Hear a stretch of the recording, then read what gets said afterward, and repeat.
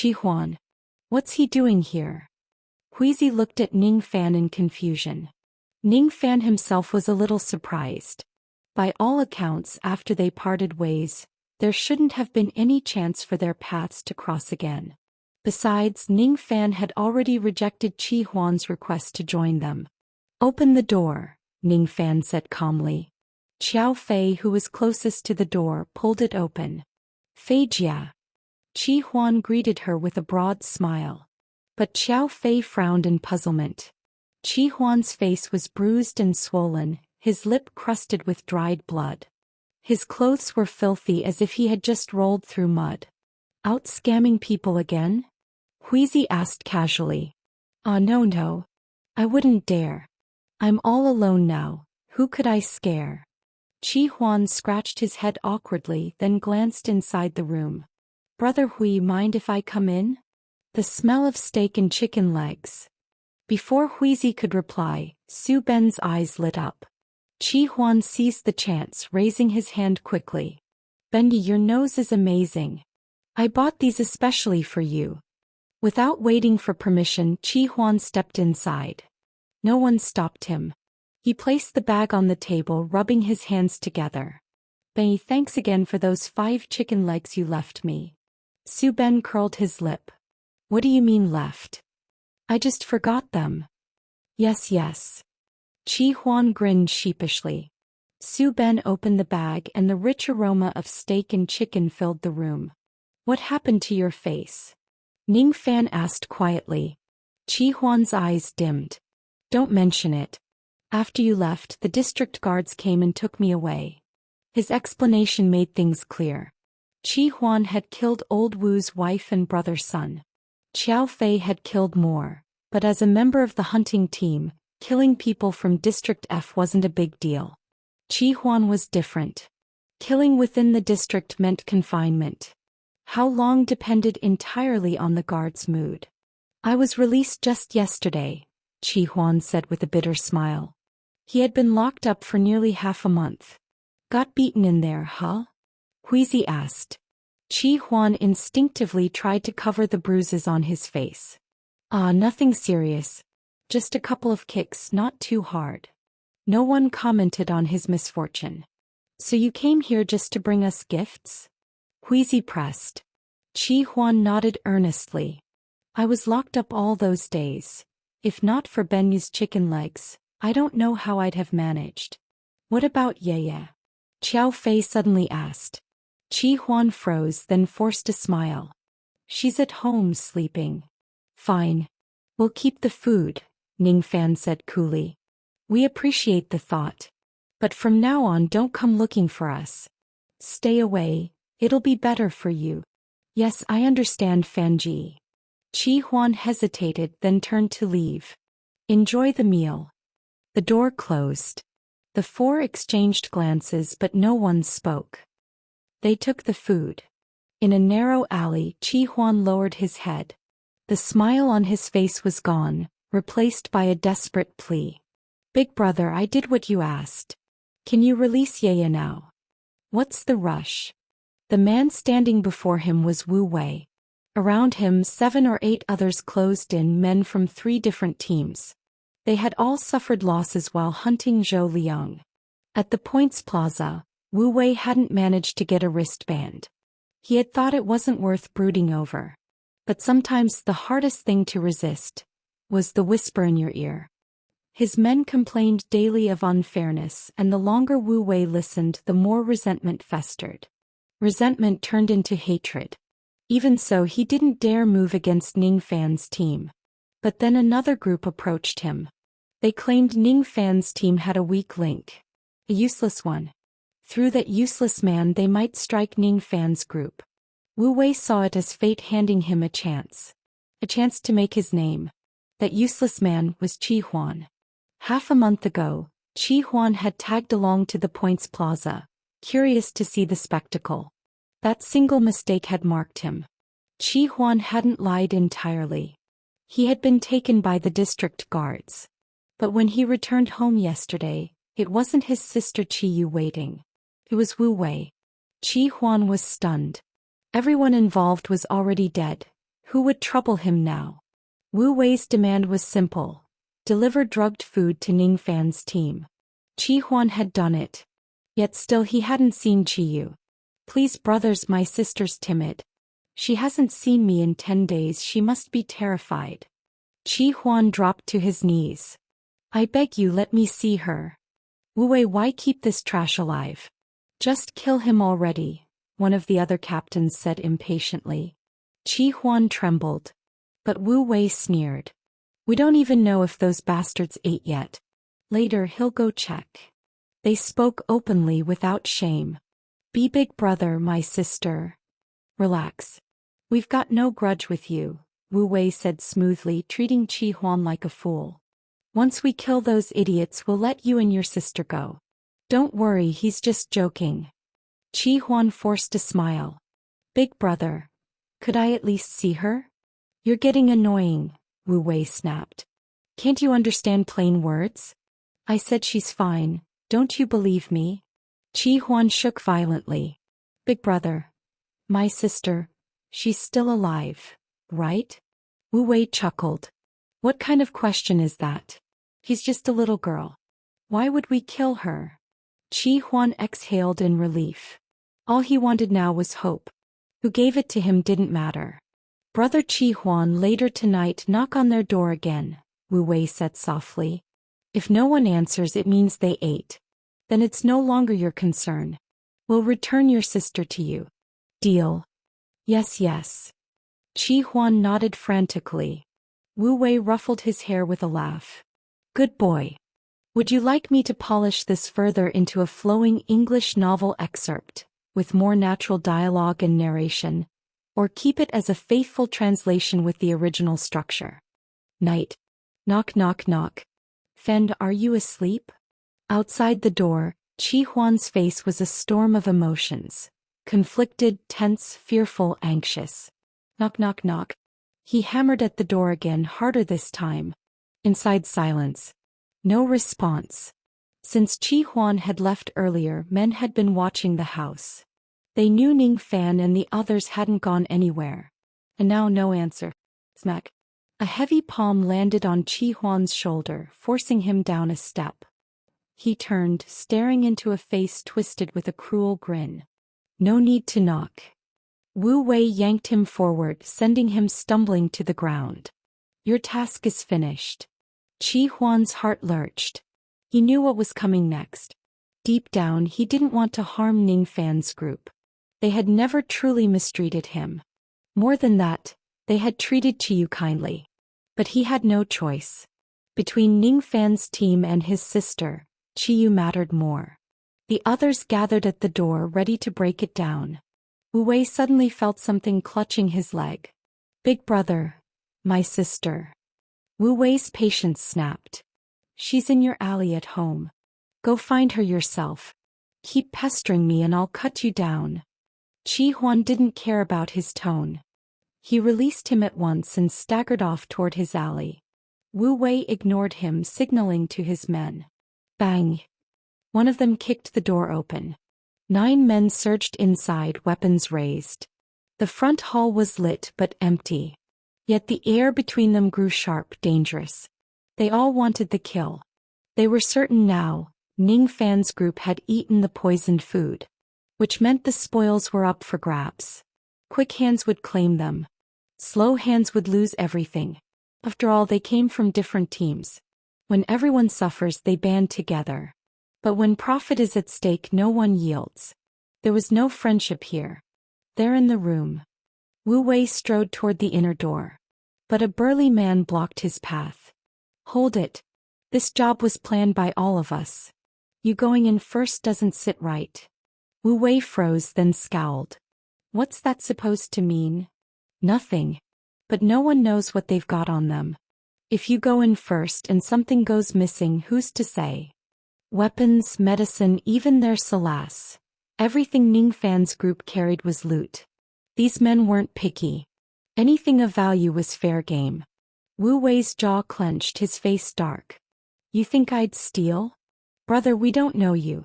Being cautious isn't wrong, is it? The burly man didn't deny it. Wu Wei's rage, bottled for days, boiled over. So you want to go first, is that it? I keep my hands clean. The man sneered, turning to his companions. I'll take 2 wristbands. Let's be clear, if you agree I'll go in now. They've got 4 wristbands. 3 teams here. Why should you get 2? A gaunt middle-aged man hissed, his voice sharp as a blade. What are we, your hired help? The burly man snorted. 4 bands can't be split evenly. What, you want to cut one in half? If they can't be split, why should you get 2 instead of us? Wu Wei's eyes gleamed with malice. The gaunt man spoke again coldly. Fine. I'll take 1 wristband. But all their weapons are mine. Wu Wei glared at him, then broke into a twisted grin. You 2 really know how to haggle, huh? So I'm left with just 1 wristband. The burly man scoffed. At the Points Plaza you nearly begged for one. Isn't that enough? The gaunt man sneered. Exactly. Now you get to kill them and vent your anger. Be satisfied. Be satisfied, my ass. Wu Wei exploded, cursing them both. What are you pretending at? My team's scattered, but yours aren't any better. What, even beaten dogs have ranks now? At that, both men's eyes darkened. 3 teams, each down to 3 men. But as Wu Wei said, even among broken remnants there were differences. Wu Wei had lost an arm, the other barely usable. Only 2 of his men could still fight. The burly man glanced at the gaunt one. Their eyes met, and in that instant they understood each other. Wu Wei saw it too. What are you 2 planning? Nothing. The burly man smiled. 3 teams are hard to split. 2 teams are easier. Exactly. Then the weapons can be divided too. The gaunt man echoed him. Wu Wei's eyes widened. They had called him brother just moments ago. And now, before they'd even seen the loot, they were already plotting to kill him? Damn you! Wu Wei roared. I may have lost an arm, but I'm no cripple. The 2 only sneered. By saying it, Wu Wei had already revealed his weakness. Brother Wu, you're leaving District F70 anyway. Here, 3,000 salas. Consider it travel money. The burly man pulled out a pouch. Wristbands are useless to you. 3,000? You think I'm a beggar? Wu Wei laughed bitterly. The gaunt man's voice dripped venom. 3,000's better than dying. The truth was laid bare. Wu Wei burned with fury, but he didn't dare fight them outright. 1 wristband. That's all I ask. His teeth ground together. The gaunt man was about to refuse when a faint sound from the room. Everyone stiffened. Did the door just move? The burly man stepped back, his bravado gone, replaced by wariness. I think I saw it too, one of his men whispered, trembling. Their eyes fixed on the door as if a monster lurked within. And then, the door opened. From within, a massive crossbow leveled at them. Stand at attention. Su Ben grinned, bracing the weapon. Move an inch and Grandpa Ben will blow you bastards to pieces.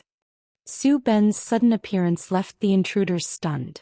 Before they could react, Huizi swaggered out. Seeing the shadows stretched across the floor, he chuckled and drew his dagger. Crack! The blade pierced the ground. All 9 men winced in pain at once. Quiet down. Speak properly. Huizi dragged a chair over, sat with one leg crossed over the other. Your grandpa's got plenty of time. Let's talk this through, clear the air. Su Ben's mouth twitched, glaring at Huizi. You never quit, do you? Huizi only grinned, not bothering to explain, and turned his gaze on Wu Wei. Look at you, broken and beaten, still dreaming of wristbands. Dedicated, aren't you? Wu Wei didn't dare answer. He had only come because he thought Ning Fan's group was poisoned. But now, seeing they weren't, it was terrifying. At that moment, Ning Fan and Xiao Fei stepped calmly from the room. Their faces betrayed no surprise at the sight of Wu Wei and his men. It's that useless fool, the burly man suddenly roared. He warned them earlier. To him there was no other explanation. Warned them? Didn't need to, Su Ben snorted. Perfectly good steak and chicken legs wasted. The truth was, the moment Chi Huan delivered the food, all four of them had realized something was wrong. Ning Fan saw through Chi Huan's strange behavior. Xiao Fei knew Chi Huan would never leave his sister alone just to bring them gifts. Huizi's sharp nose caught the taint in the food. And Su Ben, raised on fine dishes, could tell at a glance whether food was fresh or spoiled. Chi Huan had prayed they'd notice. He never imagined all four would. Come on, Huizi muttered, annoyed. We wiped out an elite team and this is the best trick you've got?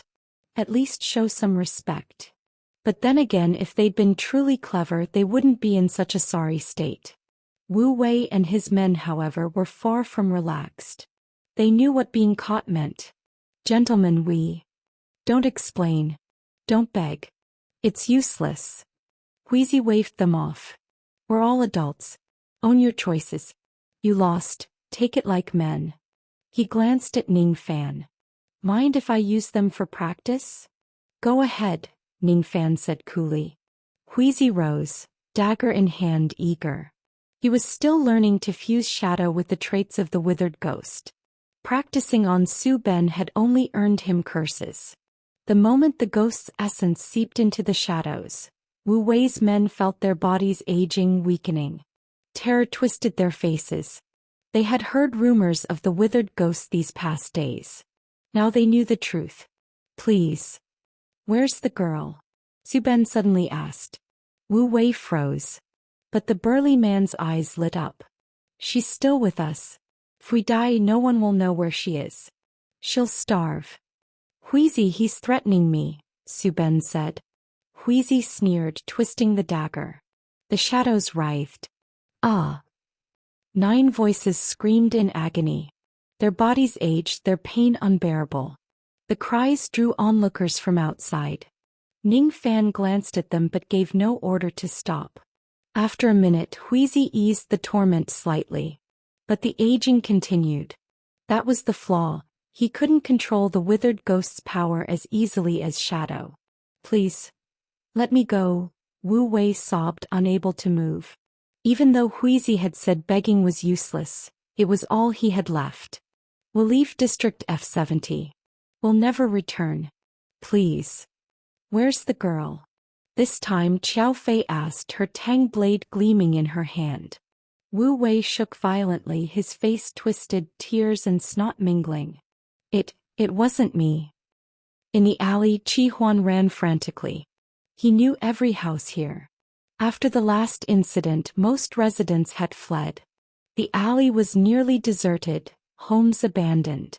He rushed to his own house first. Empty. Then door to door calling out. Yeah. Every door he opened, he shouted her name. Yeah. Don't be afraid. Brother's here. But each time disappointment. 10 houses, 20, no sign of her. Panic set in. Maybe they had lied. No, they wouldn't. They've no reason to hurt Yaya. She's just a child. I did everything they asked. They wouldn't. He muttered like a madman as he ran, clinging to hope. Hope was all he had. Yeah. He shoved open another door, called her name and turned to leave. But then he froze. His body locked, eyes wide, bloodshot. Slowly, mechanically, he turned his head toward the corner of the room. But Chi Huan fell to his knees. No. Tears gushed from his eyes. There's no reason.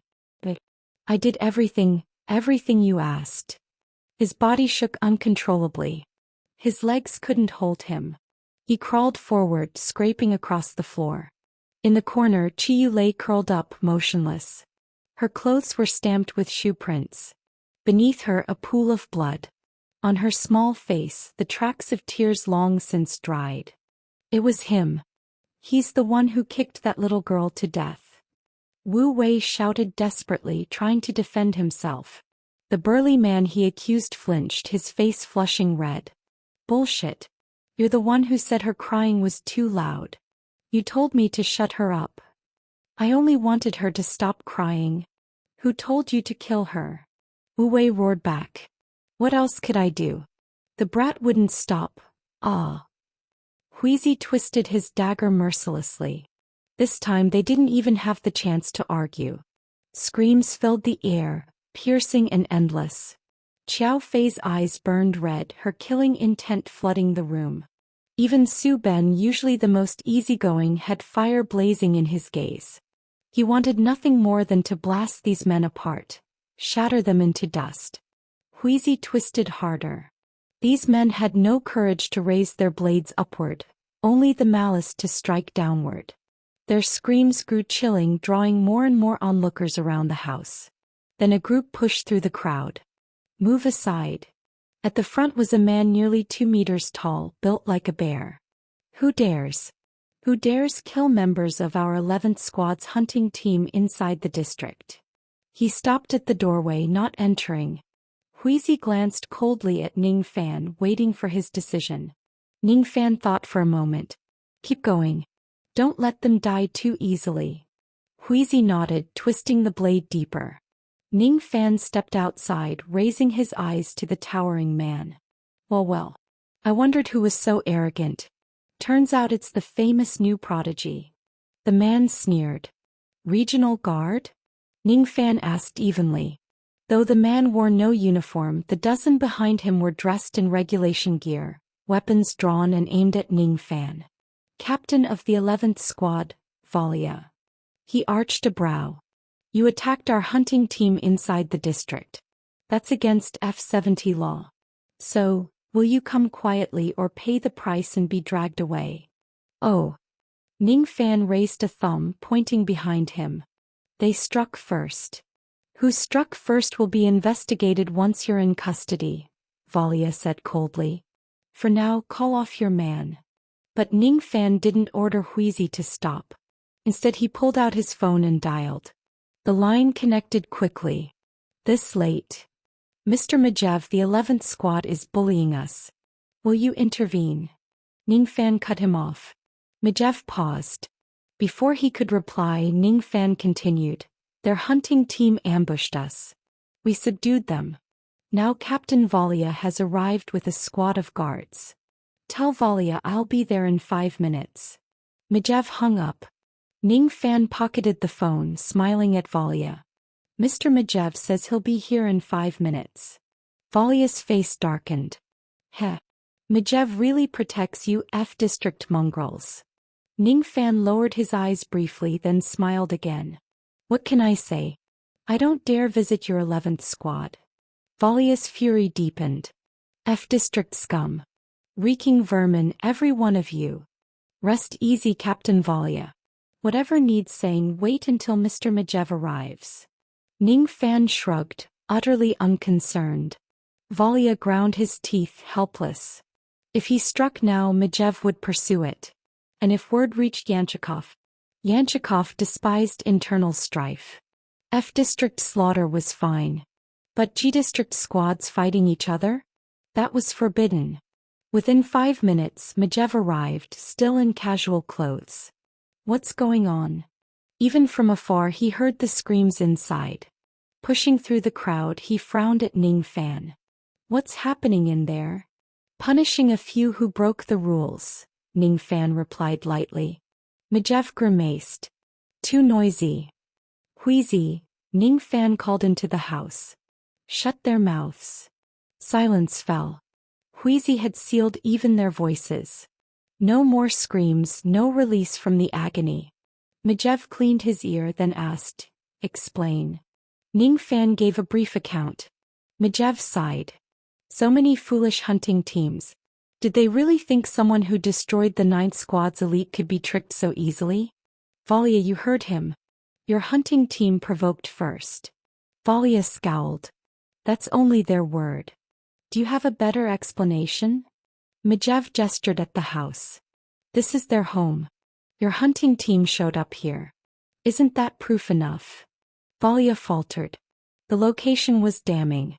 Your hunting team broke the rules.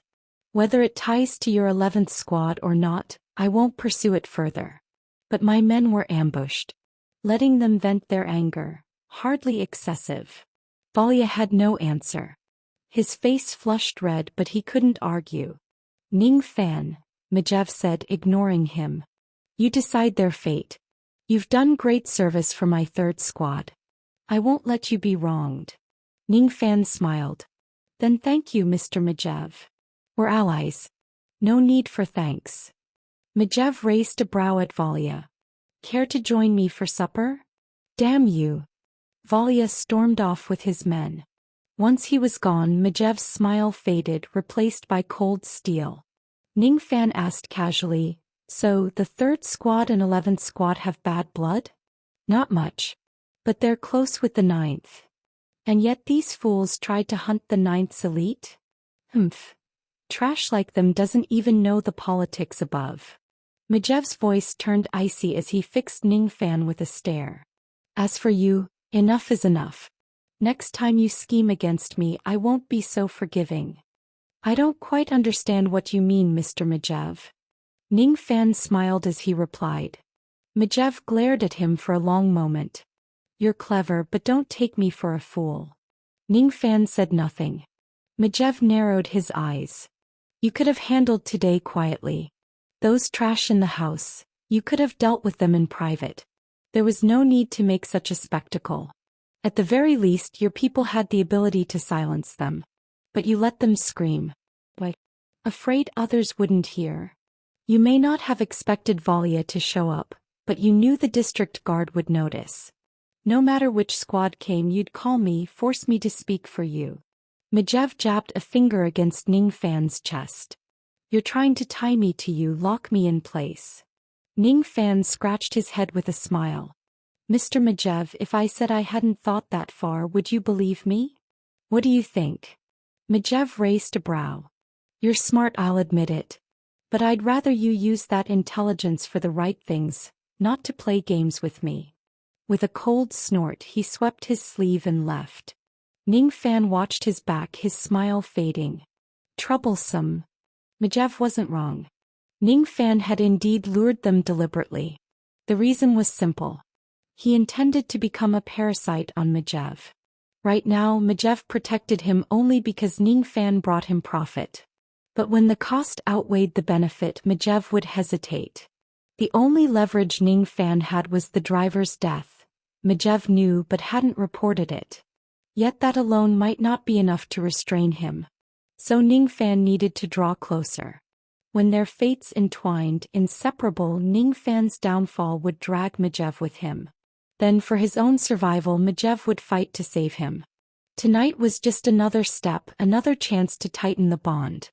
As long as outsiders believed Ningfan and Majev were practically wearing the same pair of trousers, that was enough. Huizi emerged from the house. Dead? Ningfan asked calmly. Qiao Fei couldn't hold back. Huizi nodded. And Ben kicked 2 to death. Ningfan could feel their fury. Wait, is that Qi Huan? Huizi's gaze shifted down the street. A figure staggered closer, hollow-eyed, drenched in blood, swaying like a man without a soul. It was Qi Huan. He stumbled to them, voice hoarse and broken. Where are they? Neither answered. Qi Huan's face twisted into a snarl. Where are they? Dead, Huizi said flatly. Qi Huan trembled, clutching Huizi's clothes. Why? Why didn't you let me kill them myself?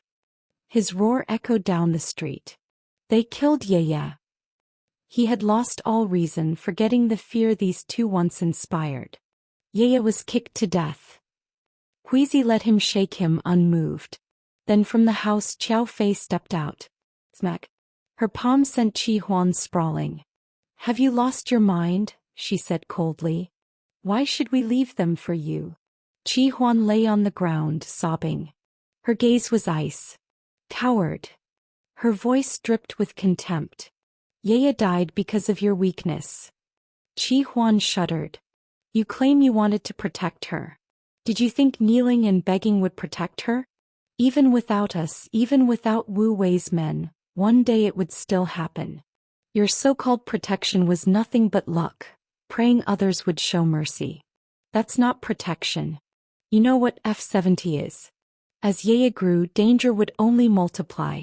But you never once thought of growing stronger. You've always run from the future. Don't pretend you cared for her. It disgusts me. Wu Wei was right. You're nothing but trash. Since Ning Fan had met Xiao Fei, he had never heard her speak so much at once. Her fury was absolute. Qi Huan sobbed harder, his body convulsing. Her words pierced his soul. You're not only weak, you're a fool. Su Ben stepped out, his usually gentle face cold. They took Ye to threaten you. If you refused, they wouldn't have killed her so easily. But you agreed too quickly. You made her worthless as leverage. So her life became worthless too. Qi Huan's sobs stopped. His bloodshot eyes lifted to Su Ben.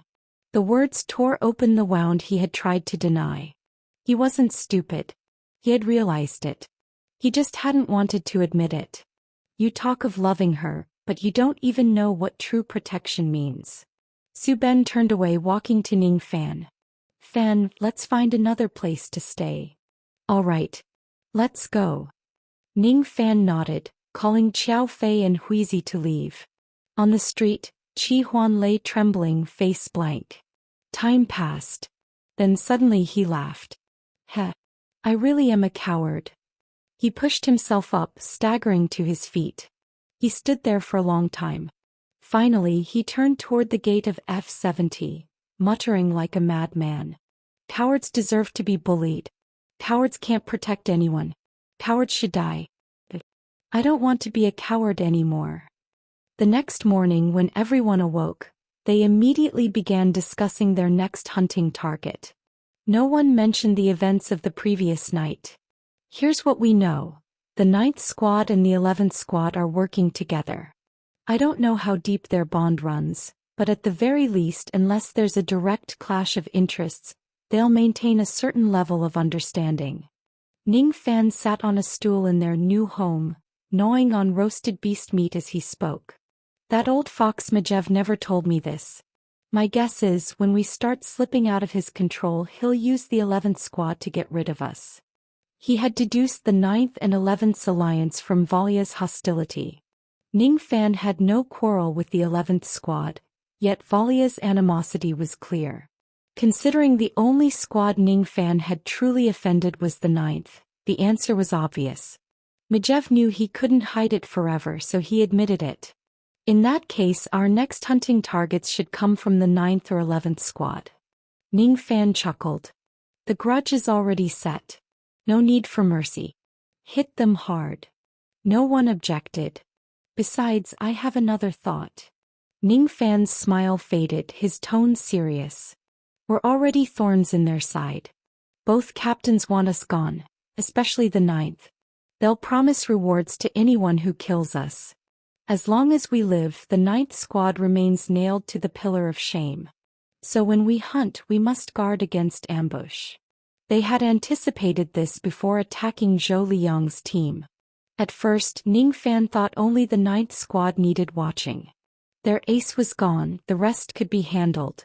But now the 11th might join in, and their ace was still alive. You mean we should take down the 11th's ace too? Huizi frowned. Ning Fan shook his head. If we repeat the same trick, they'll be ready. They might set a trap waiting for us to walk in. Too risky. Then what? My thought is, there's another team in the same position as us. Ning Fan lowered his voice. The 3rd Squad's ace. Eyes lit up. Of course. They had killed one ace. Others could kill theirs in return. You want to ally with the 3rd Squad's ace? Huizi asked. Xiao Fei shook her head. Unrealistic. In this place, alliance is a joke. Exactly. Neither side would trust the other. One misstep and we'd be trapped. Ning Fan tapped the armrest, thinking. My idea is, let them take the hit for us. Everyone blinked. He spoke quickly. It benefits us in many ways. As long as the 3rd Squad has an ace, Majev won't truly value us. If we're wiped out, he won't care. But if their ace falls, the squad loses its pillar. Majev will need another team to rise, and that could be us. Even if he knows we're just using each other, he'll have no choice. For his own interests, he'll back us. From reputation and strength, we're the best option. And if the ninth squad destroys our ace, their anger will ease. That makes things easier for us. The logic was sharp. The others agreed, the benefits were clear. But the problem remained. How do we make them strike at an ace? Qiao Fei frowned. Didn't Takamatsu from the 7th squad say aces rarely fight each other? And do the 9th or 11th have the guts or skill? Exactly. Mature hunting teams won't touch aces. Unless... Ning Fan's eyes narrowed. Unless it's newcomers like us. Still unrealistic. How many rookies dare what we've done? Huizi pressed. If none exist, then we create them. Ning Fan's eyes gleamed. Let's be clear. If anyone doesn't want in, speak now. You know me, I don't get angry over this. In District F21, Chu Hongbo sat in his chair, facing the 9 brothers of Wolf Alliance. I know some of you have families, ties. Not like me, father gone, mother gone, no wife, no kids. I'm alone. Honestly, I took this job to break free. Wolf Alliance rules F21, sure. No one dares cross us. But I'm tired of it. Our name is big, jobs plenty, pay good. I could lie flat forever. But running deliveries and killing beasts every day? I've had enough. My father built Wolf Alliance. It stands today because Lord Su held it steady. You're my brothers, but I still feel like my life isn't mine. When Ning Fan asked us to help hunt beasts, I felt alive. His wild dog house isn't as strong as us, but they survived Wind Pass. They carved out a place. When they asked us to help at Soul Basin, they relied on us. He may not like hearing it, but if trouble came, they'd need us. Chu Hongbo smirked. My fear is, if I refuse this time, next time we meet, we won't even have words between us. Brother Chu replied, Ning Fan said with a smile as he put away his phone.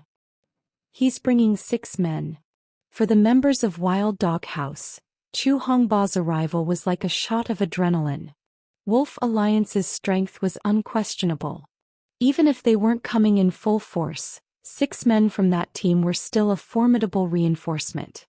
Ning Fan, didn't you say before you didn't want to drag Brother Chu into this? Huizi asked curiously.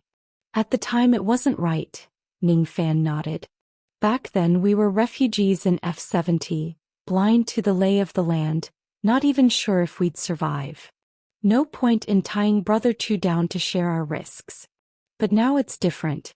We may not have carved out dominance yet, but we're no longer stumbling in the dark. I explained the situation here to him. Coming is a risk, yes. But if we succeed, it strengthens Wolf Alliance as a whole. Brother Chu's no fool. He knows this isn't coercion, it's cooperation. He understands the balance of gain and loss. Su Ben chimed in. I agree. Now's the perfect time to bring him in. If we waited until we were fully established, it'd look like we were just pulling him in to profit off him. With his temper, he'd never come. Ning Fan and Chu Hongbo had already spoken at length. Ning Fan had laid out the state of F70 and Wind Pass. Chu Hongbo had asked only one question. How far do you think you can go in F70? Ning Fan's answer, replace those who rule here with our own. So Chu Hongbo came. To wrest a district from G District's control and claim it. That was something he wanted a hand in. Now that Brother Chu's agreed, things will be much easier. Ning Fan's eyes gleamed. Rather than forging alliances in F70, working with him is safer. At least we won't worry about knives in the back. Of course. Brother Chu's a righteous man, Huizi affirmed. He'll need 4 or 5 days to arrive. I expect Brother Song will prepare supplies once he hears. We can't greet him empty-handed. Ning Fan smiled. Su Ben slapped his forehead. Damn, forgot to ask him to bring some fine food. It's too expensive here. Even I, who never care about money, feel the sting. Huizi ignored him, turning to Ning Fan. So what gift do we prepare for Brother Chu? What's F70's specialty? Ning Fan asked. Huizi blinked. Qiao Fei answered quickly. Points.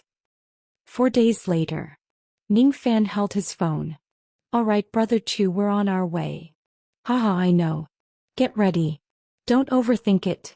F70 has no rules. Just do it. Good. See you soon. He hung up, his smile fading. The three before him were already prepared. Brother Chu has arrived. Dark Reef Forest. Two vehicles sat silent. Chu Hongbo stepped out, addressing his men.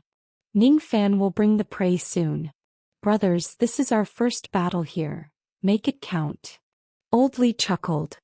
Hongbo, you sound nervous. I am nervous, Chu Hongbo admitted, his hair bristling. That Ning Fan, he talks well. Ever since he told me his plans, I felt stirred. Wolf Alliance ruled F21, but only as a roaming team. If Ning Fan's plan succeeded, Wolf Alliance's name would blaze across all of F District. Since inheriting his father's mantle, Chu Hongbo had never felt such excitement. Brother, do you think that kid can really pull it off? Yang Jian, who had once fought beside Old Li, frowned. It sounds too ambitious. Chu Hongbo gazed into the forest, silent for a moment. He's young. Ambition suits him. He smiled faintly. At least he dares more than we do. Enough. He waved his hand.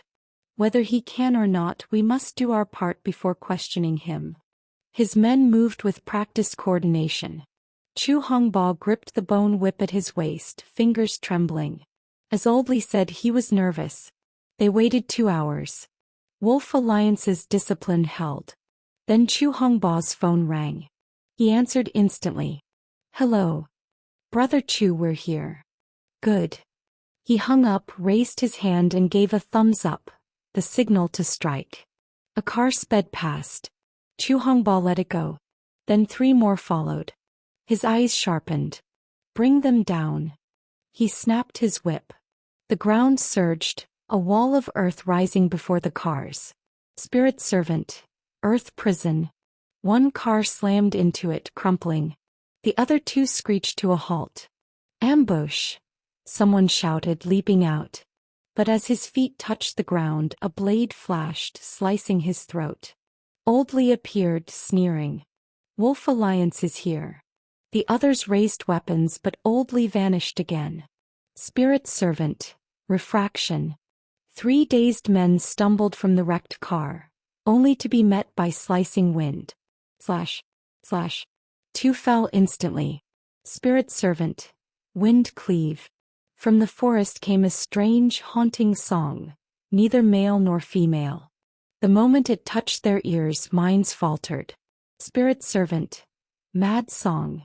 Vines erupted from the ground, barbed tendrils wrapping around them, tightening, piercing flesh until they were drenched in blood. Spirit Servant. Vines. A whistle of air. Chu Hongbo's whip lashed out. Boom. The bone whip blazed white, striking a car and splitting it in 2. Blood sprayed from the wreckage. Spirit Servant. Chaos Tail. In less than 3 minutes, everyone from the 3 cars lay dead. The first car that had sped past circled back. Once it stopped, Huizi jumped from the driver's seat, staring at the carnage before him. Damn. That fierce, he muttered. They had all gone to Seoul Basin before, but back then Wolf Alliance hadn't had much chance to show their hand. Everyone knew they were strong, but few had seen it firsthand. Now Huizi had. These 3 cars were Ning Fan's grand gift to Chu Hongbo. Leaving the district meant being tailed. Ning Fan knew it. But he also knew those who followed wouldn't be strong. The longer a team survived in F70, the more cautious they became. For now, outsiders knew too little about Ning Fan's group. The seasoned teams were still watching from the shadows. The ones bold enough to follow were mostly hot-headed fools. Ning Fan had dared strike Zhou Liang only because Majev had given him their dossier. But on Ning Fan's own team, even Majev hadn't managed to gather proper intel. Wolf Alliance began clearing the battlefield. Chu Hongbo grinned at Huizi. We're down 4 men, so the rhythm's off. Otherwise it would have been faster. Huizi smirked. Brother Chu, that's plenty. Chu Hongbo laughed, then strode to Ning Fan. The 2 embraced briefly. Brother, I've left home and brought my men to join you, Chu Hongbo said warmly. Don't put it that way, Ning Fan waved quickly. This is cooperation. Wild Dog House doesn't have the weight to absorb Wolf Alliance. And it was true, Wolf Alliance was leagues stronger. An old team, seasoned, disciplined, deadly. Chu Hongbo smiled, then signaled to Old Li. Old Li returned to his car, pulled out 2 bags and tossed them to Su Ben. Ben brought you something good. Picked it up yesterday in F58. Brother Chu always thinks of me. Su Ben beamed, inhaling the aroma of meat.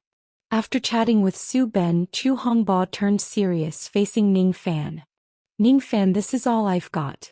Those 4 brothers have families, I didn't force them. It's enough. Even incomplete, Wolf Alliance's display of power had exceeded Ning Fan's expectations. With them at his side, his confidence grew. Meanwhile, Yang Jian and Zhang Wenqing had gathered the spoils, 10 wristbands in total. 5 purple, 5 orange. 9th squad and 11th squad. So these are the wristbands you mentioned? Chu Hongbo asked casually, turning one over in his hand. Ning Fan had only mentioned them briefly before. Chu Hongbo hadn't yet grasped their true value. Brother Chu, each one's worth 150,000 salas, Su Ben explained between bites. 30 points per band. 1 point equals 5,000 salas. What the? Old Li cursed before Chu Hongbo could speak. 3 minutes and we made 1.5 million? Ning Fan nodded with a smile. That's about right. Even Chu Hongbo was stunned into silence. Wolf Alliance had always had plenty of work and charged high. But never had they seen money flow like this. Ning Fan, they're really worth that much? People actually buy them. They do. Exchange them for points at the plaza. Sell them privately and the price climbs higher. What can points do? Chu Hongbo pressed. If individuals bought them, their value had to exceed salas. Ning Fan explained F70's system. When he mentioned the 3rd floor of the plaza, where spirits could be bound, Chu Hongbo's eyes lit up. That kind of technology wasn't found everywhere. And the success rate was high. Money that could buy strength was money well spent. Ning Fan laid out the situation in detail, including his own precarious position. Chu Hongbo listened, then frowned. So you want me to join the 9th squad? I thought so at first, Ning Fan admitted. But after thinking it over, I believe the 11th squad suits you better. He explained, we as rookies took down the 9th's ace. If another rookie team joins them and immediately takes out the 3rd's ace, it looks suspicious. Majev is paranoid. If he suspects we're allied, he'll crush us both. But Valia of the 11th, from what I saw, he's not that sharp. If you join them, you can still target the 3rd. Valia won't notice and he'll be glad to have a strong team. When you arrive, they'll likely send you to the hunting grounds. That's when you present these wristbands. Say you were ambushed on the way back. Ning Fan pocketed the orange bands. These 5 I'll convert to points. Then I'll trade them for goods for you. Orange bands belonged to the 11th. Chu Hongbo couldn't hand them to Valia. But later the 2 teams could exchange privately. I'll find dossiers on the 3rd and 11th's ace squads. Once we have them, we'll plan. For now, secrecy was paramount. No one could know Ning Fan and Chu Hongbo were working together. All right. We'll follow your lead. Call any time. Chu Hongbo gathered his men. Brother Chu got salas on hand? Ning Fan asked suddenly. Chu Hongbo blinked. Brought 100,000. Why? Ning Fan grinned, pointing toward the forest gate. You're not registered hunters yet. Entry fee, 5,000 each. Damn. Chu Hongbo cursed. What a racket. Half a month passed. During that time, Ning Fan's team hunted twice, claiming 7 wristbands. Their prey had been 1 squad from the 9th and another from the 11th. As Ning Fan had said before, since hostility already existed, there was no need to provoke more enemies. Those 2 squads alone were enough to feed on. Each hunt was swift, completed within half a day, minimizing their time outside the district. The rest of the time, Ning Fan lingered at the Points Plaza, like other seasoned hunters, selecting suitable prey from the showcase. Meanwhile, Chu Hongba's side. In 16 days they had taken 14 wristbands. His name had become the next most talked about after Ning Fan's. According to Chu Hongba, Valia placed great expectations on them. He even hinted that if the chance arose, they should try to eliminate Ning Fan's team. Hearing this, Ning Fan was convinced Valia was a fool. If it had been Majev, he would have let Chu Hongba's team grow, waited until he had full intel on Ning Fan's group and only then made a move. Not squander a good hand the moment he got it. Unlike Ning Fan's team, whose strength Majev hadn't seen before Zhou Liang's fall, Chu Hongba had already proven himself. Majev would surely want to squeeze more profit from him. Valia's impatience only showed he was trying to curry favor with the 9th squad. Strictly speaking, the 3rd and 11th had no deep enmity. Ning Fan advised Chu Hongba not to promise Valia anything. The stronger Chu Hongba appeared, the more desperate Valia would become to push him against Ning Fan. And when Valia finally lost patience, he would throw out a hefty reward. That would be the moment for Chu Hongba to refuse, claiming he knew too little about Ning Fan, and instead propose striking the 3rd squad's ace. Valia would be just as pleased. On Majev's side, his attitude toward Ning Fan had returned to normal, even showing a touch of superior's concern. Ning Fan had repaid it with 7 wristbands in half a month. After spending 80 points to bind Huizi with the Withered Ghost, those 7 wristbands brought in 210 more. With the 9 taken from Wu Wei's men, Ning Fan now held 948 points. Damn. Honestly, I couldn't sleep last night. I kept thinking, what if we just cash these points into Salas and live easy somewhere safe? Huizi muttered, gnawing roasted beast meat, eyes gleaming green. 948 points. Nearly 5 million Salas. Enough for each of them to stock special medicine and still retire in comfort. The thought itself proved how dangerous Yanchikov's system was. In barely over a month they had earned a fortune that could last a lifetime. Even law-abiding folk in the districts might be tempted to come here for a cut. Keeping points unused is meaningless, Ning Fan said firmly. The 4th floor requires black wristbands, not points. We only need 500 to reach the 3rd floor. Then let's trade some for Salas, Huizi suggested. We've earned plenty of points, but Salas is running thin. Food costs Salas. Normally cheap, but Su Ben's taste for fine dishes drained their coffers. All right. We'll convert 8 points into Salas. Ning Fan agreed. We earn points with our lives. No reason to skimp. At the plaza, Ben checked the 1st floor. See if there are suitable prey and ask if anyone's buying points at a premium. Also clear out these weapons. Got it. Let's move. They arrived at the Points Plaza.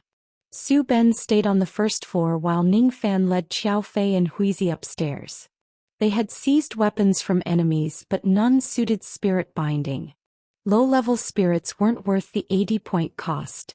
Now, with points to spare, Ning Fan could aim for 100 soul spirits. He focused on Huizi and Xiao Fei. Su Ben was already at 100 soul level. Only a spirit perfectly matched to his heavy cannon would matter. As they browsed, Ning Fan noticed eyes on them. He wasn't surprised. Majev had warned him. Their intel was being gathered and at a high price. Huizi Fei, look around. Find what suits you. Don't worry about cost. They split up. Ning Fan wandered the stalls until a short sword caught his eye. Spirit Servant. Flash Step. Soul level, 100 soul. Price, 140 points. Description. Speed type spirit grants extreme movement ability. Note. Those unable to withstand high wind pressure should avoid use. The description was simple but clear. How about it, brother? Found something you like? A man in his 30s with a cropped head smiled warmly. Ning Fan pointed at the short sword. This note. Does it mean the body might fail under the strain of speed? Exactly, the man said patiently. Speed spirits are best fused with those who already wield speed. Spirits exist to match personal style. If you bind one that doesn't fit, it won't strengthen you, it'll endanger you. Ning Fan nodded. Can you lower the price? Sorry, no bargaining here. The man smiled. This blade holds over 200 souls. Ning Fan's eyes lit up. No wonder. Most 100-soul weapons here cost 80 to 100 points. This one was 140. At first he thought it steep. Now he saw it was worth it. All right. Ning Fan handed over his wristband. I'll take it. Splendid. The cropped-haired man was delighted to have closed such a lucrative deal. With the transaction complete, Ning Fan went to find Xiao Fei. He hadn't yet explained the short sword's properties when Huizi came running over, face alight with excitement. Ning Fan, I found something good. For you? Ning Fan asked curiously. For Ben. Huizi frowned. But, it's expensive. Points aren't the issue, Ning Fan said boldly. Let's see it. Huizi led them to a stall. A middle-aged woman greeted them with a broad smile. Handsome, have you decided? Huizi ignored her, pointing instead at a mask on display. Spirit Servant, Night Owl. Soul level, Tensile. Price, 170 points. Description: the darker the environment, the farther the vision. Ning Fan immediately understood Huizi's excitement. Night vision. Perfect for the hunting grounds. So far they had only entered the hunting grounds once when they first became a hunting team. The pitch-black environment had rendered even the most skilled powerless. This spirit's trait was tailor-made for such conditions. But the price was steep. A mere 10-soul item, yet more expensive than the 100-soul short sword Ning Fan had just bought. That explained why it hadn't sold. Factoring in the cost of binding, it meant spending over 200 points for a trait useful only in the hunting grounds with little impact on raw strength. Most hunters prioritized power. Better to avoid the hunting grounds altogether than waste points. In short, poor value. Yet Ning Fan didn't hesitate. He bought it outright. The woman's cheeks quivered with joy. The mask had sat unsold for nearly a month. Many had admired it, but none dared spend so much. After purchasing both items, Ning Fan sent Huizi downstairs to fetch Su Ben's heavy crossbow, then hurried upstairs to the grumpy old man. 2 items, Ning Fan said politely. Please make sure it's steady. Though he had spent generously, Ning Fan felt the sting. 310 points, nearly the cost of 1.5 special medicines. If the old man ruined them, Wild Dog House would become Mad Dog House. The old man rose lazily from his chair, fiddling with the short sword and mask. How much? What traits? Ning Fan answered honestly. The old man raised a brow. Rich, aren't you? Ning Fan forced a smile. Not enough to waste. I told you before, ordinary binding is guaranteed.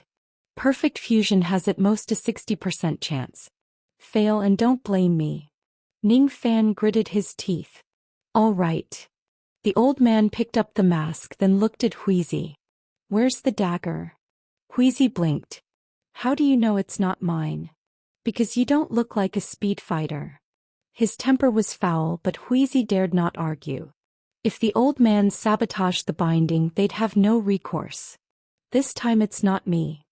Huizi placed the massive crossbow on the table. This. Oh. 100 soul, eh? The old man barely touched it before declaring its level. The 3 were stunned. He only muttered in admiration before continuing. This mask doesn't have many souls. You want the trait, right? Ning Fan nodded. Yes. Then I'll focus on extracting the trait. I'll lower the soul level transfer to raise the success rate. Deal. Ning Fan frowned.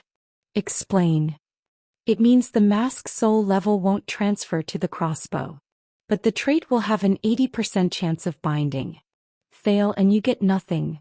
No trait, no soul level boost. Do it, Ning Fan said firmly. The mask held barely 20 souls. After losses it might add 10 at most. Its true value was the trait. Sacrificing soul level for success was acceptable. The old man carried the items into his room. Remember, the crossbow is the main piece, Huizi called nervously. The old man shot him a glare and vanished inside. Huizi grimaced. If this fails, Ning Fan, if I cry on the spot, don't laugh. Ning Fan chuckled. I'll cry with you. You two are pathetic, Qiao Fei scoffed, arms crossed. Huizi retorted, if your short sword fails, I'll see if you cry. Her face darkened. Shut your crow's mouth. 2 hours passed. Huizi paced like an anxious husband outside a delivery room. Why is it taking so long? Did he fail and can't face us? Ning Fan sat quietly, eyes closed, though his calm was forced. The points weren't the issue. The night owl trait was rare. With Su Ben's night vision, Ning Fan might locate the device when Shiyuan had mentioned. If he could unravel the secret of the boundary, it would give them an edge not only in F70 but against G District in Wind Pass. At last the door opened. The old man's face was pale, sweat beading his brow. Pay up. He tossed the crossbow onto the table. Huizi snatched it up. Why do you always throw? The old man glared. Huizi fell silent. Because the crossbow was different. But entirely black. Darker than Ning Fan's broken sword. It worked. Huizi nearly leapt with joy. Ning Fan wasted no time handing over the points. The old man waved. Come back tomorrow for the other. I'm tired. Sir, Huizi called after him. The old man turned, irritation plain. But Huizi rubbed his hands, smiling obsequiously. You've worked hard. Want me to buy you something to eat? The old man ignored him and went straight back to his room to sleep. No one complained. It was clear he had given his all. Fei Jie, your weapon will have to wait until tomorrow, Ning Fan said. He had already explained the flash step trait to her. Qiao Fei, known for her speed, found the trait perfectly suited to her style. But for now, she wasn't confident she could fully control the velocity of 100 soul spirit. Toe rush, she replied calmly. All right then. Let's go downstairs and give Ben a surprise. They hurried down to the first floor, weaving through the crowd until they found Su Ben. Ben, here you go. Huizi handed him the massive crossbow, grinning, eager to see his excitement. But Su Ben frowned as he took it. What did you do to it? Looks filthy. Huizi's mouth twitched. Ning Fan chuckled. Sold the weapons? He planned to tell Su Ben about the night owl trait later, away from prying eyes. Yeah, only made 10,000 salas. Those junk weapons weren't worth much. 10,000 for more than a dozen weapons. Back in F27, Ning Fan had sold them to Wen Kai for 2,000 apiece. Fine. 10,000 it is, Ning Fan said lightly. Any buyers for points? There was. Su Ben lowered his voice. A woman offered 10,000 salas for 1 point. 1 point for 10,000? Ning Fan was surprised. Points were the true currency in F70, but that price was unusually high. She said she wanted to meet you in person, Su Ben added. Where is she? She left but gave me this. Su Ben handed him a slip of paper. On it was a name and contact information. Buli. All right. I'll reach out later. Half an hour later. Look at my eyes. Aren't they glowing? Su Ben was giddy like a child. Huizi had told him about the night owl trait. Su Ben immediately turned off the lights, insisting they play hide and seek. It took Qiao Fei's boot to his face to calm him down. Clear. Crystal clear. Su Ben reported, thrilled. Better than daylight. Of course, a darkened room wasn't the same as the hunting grounds. Even without night owl, one could still see faint outlines. But Su Ben now saw everything sharply. Even Ning Fan and the others were tempted to test it in the hunting grounds. The room couldn't show the trait's full potential. All right. In a few days when we head out we'll see its true effect, Ning Fan said, pleased. If only we'd gotten Zhou Liang's longbow. Night Owl's vision combined with Zhou Liang's hawk range, Ning Fan couldn't imagine how powerful Su Ben would become. What he didn't know was that Zhou Liang had once coveted the Night Owl mask himself. It had appeared on the second floor and Zhou had noticed. But his points were nearly spent. He had planned to buy it after another hunt. He never returned. Once the excitement faded, Ning Fan remembered the slip of paper. He dialed the number. The line connected quickly. "Hello, Mr. Ning Fan." The voice was clear, friendly. "Hello," Ning Fan replied politely. "I hear you want to buy points?" "Yes," Luli said directly. "But I need to meet you first." Ning Fan frowned. "Why?" "To talk. Face to face." He said nothing. Luli added quickly, "Mr. Ning Fan, I assure you we mean no harm. If you're uneasy you can choose the place. My only request is privacy." Ning Fan had already wondered about this. Buying points shouldn't require conversation. Agree on a price, make the trade. "Fine," he said at last, curious. "Where? Do you know I know where you live?" "Oh." Ning Fan narrowed his eyes. "How long have you been watching us?" "About 10 days, Luli admitted. "You haven't hidden your address." "All right. Come directly." "Good." The call ended. "Ning Fan, what's going on?" Huizi asked, wary. "What's her angle?" "I don't know." Ning Fan leaned back in his chair. "We'll see when she arrives." "Jia, this is too risky," said a handsome boy of 16 or 17, brows furrowed as he looked at the short-haired woman before him. She was striking, 23 or 24, petite at just over 1.6 meters. This was Luli, who had just spoken with Ning Fan. The boy was her younger brother, Lu Yuan. Luli held the phone, her eyes flickering with thought. "Jia." "Quiet," she snapped. "I'm thinking." Her bloodline authority silenced him.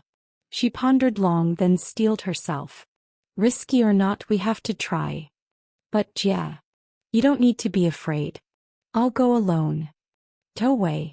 I'm a man. I can't let you." "You're no man at all," she cut him off. "Stay home."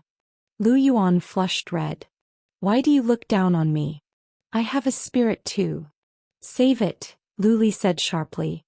"If I fall, what good will you do? You'll just die too." He clenched his fists, face burning.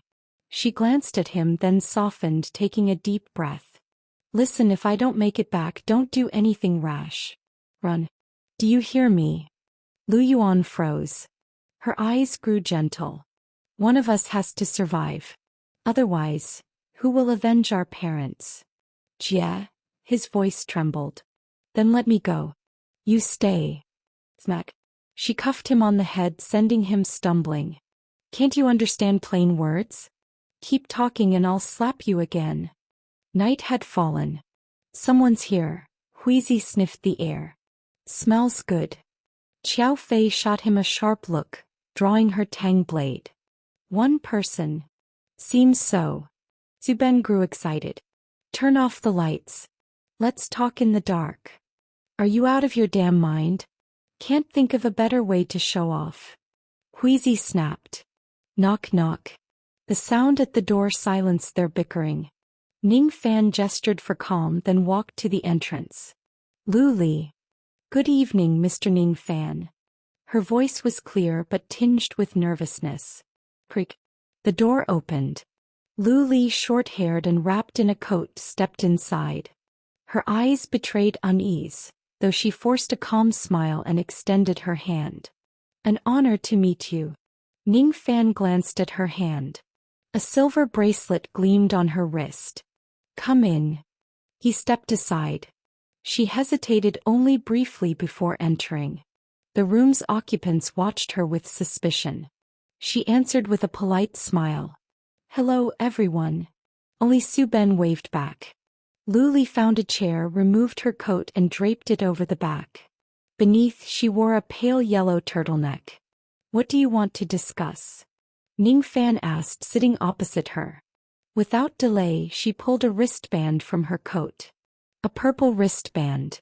Ning Fan frowned. She placed it on the table and slid it toward him. This is mine.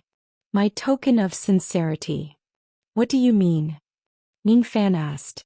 I'm from the Ninth Squad's hunting team, she admitted, her voice tightening. Ning Fan looked at the band, then at her, and smiled faintly. And? I know you have a grudge with the Ninth Squad, she said, voice trembling. That's no secret, Ning Fan replied. But between us, there is no grudge. Lu Li's tone grew earnest. And I don't want to become your enemy. Ning Fan began to understand. You're afraid we'll target you? Yes. She didn't hide it. Our team isn't worthy opponents. But I can't guarantee you won't see us as prey. So this wristband, protection money? Ning Fan asked, surprised. You could call it that. Lu Li lowered herself further. We lack the strength to hunt, but we don't want to be hunted. Ning Fan studied her eyes. They were sincere, tinged with desperation. When we joined the Ninth Squad, we didn't know about their feud with you. Call it naive, but if we're dragged into your conflict, it's disaster we don't deserve. Her lips trembled as she spoke. Please, Mr. Ning Fan. Give us a way to live. Ning Fan had seen people beg when cornered. But someone begging before even being noticed. This was new. Either she was feigning weakness, or she truly had nowhere left to turn. You say this wristband is yours? Ning Fan picked it up. Lu Li nodded. Yes. Without it, how do you survive in F-70? My teammate still has one, she explained quickly. Wristbands are shared within a squad. Points are collective. Even if you take mine, our team's points remain. We only need one band to stay. Ning Fan's eyes narrowed. So if your team keeps one and gives me the rest, would you agree? Lu Li froze. She hadn't expected that. Her nails pressed against her teeth as she hesitated. Not willing. Ning Fan pressed. She struggled, unable to answer. How many in your team? He asked. Silence. 2. Ning Fan's eyes gleamed. Her pupils contracted. Ning Fan smiled. He was right. From the start she had spoken of we, implying a normal-sized squad. But her humility, her plea, her single wristband, it all pointed to something else. Her team was only 2. And she admitted it. Yes. 2. Mr. Ning Fan, your team is powerful. We have only 2 wristbands. No, now just 1. Her meaning was clear. Too small to feed on. Ning Fan glanced at his companions. Su Ben stayed silent, watching the window. Xiao Fei kept her blade drawn, distrust plain. Huizi thought for a moment, then asked, So when you said you wanted to buy points, that was a lie? No. It's true. Lu Li's voice was firm. If we don't increase our points, the Ninth Squad will punish us. But we have no way to earn them. So we must buy from others. She gave a bitter smile. Honestly, I've spent so long at the plaza, and this was the first time I saw someone shouting to sell points. All eyes turned to Su Ben. They could almost picture his embarrassment at the plaza. Ning Fan refocused on Lu Li. She shifted uneasily under his gaze. Miss Lu, if your purpose is truly what you claim, then you must know, 1 wristband isn't enough to prove sincerity. Ning Fan's smile was thin. Tell me your real bargaining chip. The one you believe could convince us. Lu Li's smile froze. Ning Fan's voice dropped, soft but sharp. The bargaining chip you think will make us listen. Lu Li's brows furrowed slightly. Before deciding to seek out Ning Fan, she had done her homework. She knew this boy, barely older than her younger brother, was not easy to deal with. To have, as a newcomer, dared to strike at an ace squad and succeeded in wiping them out, that achievement alone made him formidable. And after that victory, Ning Fan's team had become notorious, showing 2 extremes. Inside the district they were bold, high-profile. Outside, during hunts, they were cautious, targeting only the weakest prey, ignoring ridicule from others. To Luli this was clever. High profile inside meant constantly reminding everyone, we have the strength to destroy an ace squad. Caution outside meant avoiding unnecessary risks. Even the strongest walls can crumble. From what she had gathered, her impression of Ning Fan's team could be summed up in 2 words: clear-headed.